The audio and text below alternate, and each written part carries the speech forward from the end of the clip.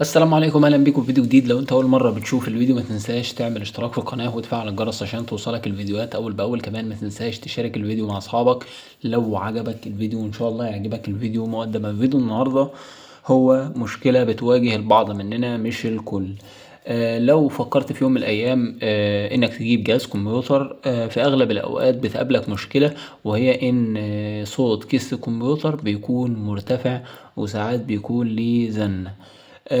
مبدئيا دي مشكلة بسيطة جدا بتكون من المراوح الموجودة في البي سي بتاع حضرتك. طب حل المشكلة دي ايه؟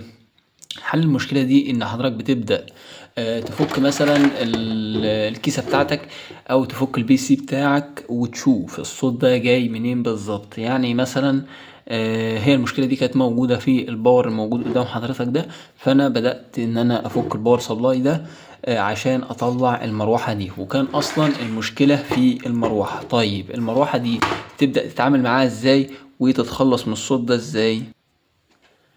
المشكلة دي حلها بسيط جدا، وهي انك بتفك المروحة بتاعتك، وليكن المروحة بتفكها بالشكل ده. بتبدأ حضرتك تشيل يعني اللزقة الموجودة او الليبل الموجود على المروحة ده. الليبل ده يا سيدي بيكون تحت منه الجزء اللي بيلف بتاع المروحة. تمام، فشكل المروحة في العدل بالشكل ده او في الشكل ده مثلا كده. تمام، فانت بتقلب المروحة كده بعد ما تفكها، وتبدأ ان حضرتك تشيل اللزقة دي. بس انا مش عايز اشيل دي بصراحة، فهطبق معاك على مروحة تانية كنت انا عاملها قبل كده. لو جيت ان حضرتك تشيل بالشكل ده هتلقى ان فيه جزء موجود معانا تحت اهو. عايز بس اكبر لك عشان تكون شايف بشكل كويس. تمام، زي ما حضرتك شايف اهو. تمام، ده لو جيت انك تلفف هتلقى الكلام ده كله بيلف معاك، وغالبا الصوت بيكون طالع من هنا. طيب هتعمل ايه برضو؟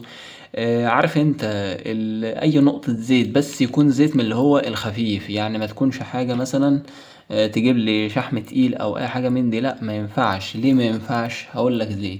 المراوح دي اقل حاجة ممكن توقفها، ممكن تحرق الجهاز بتاعك، ده اقل حاجة. فانت عشان تجيب مثلا شحم او تجيب اي زيت تقيل، فده يعني هيوقف المروحة في بداية شغلها. تمام، فاحنا بنحل المشكلة دي بايه؟ بتجيب اي زيت خفيف معاك. يعني انا مثلا استخدمت زيت اللي هو بتاع مكنة الحلاقة بتاعتي. تمام، بتبدأ ان حضرتك تزيت هنا، وبكده تكون حضرتك زيتها. تمام، وتلففها كده تتأكد ان الصوت اختفى معاك. ده كان فيديو بسيط جدا حبيت ان انا اشاركه معاك. اتمنى يكون عجبك الفيديو، وحابب اوصيك بالاشتراك في القناة وتفعيل الجرس عشان توصلك الفيديوهات اول باول. وشكرا ليك على المشاهدة.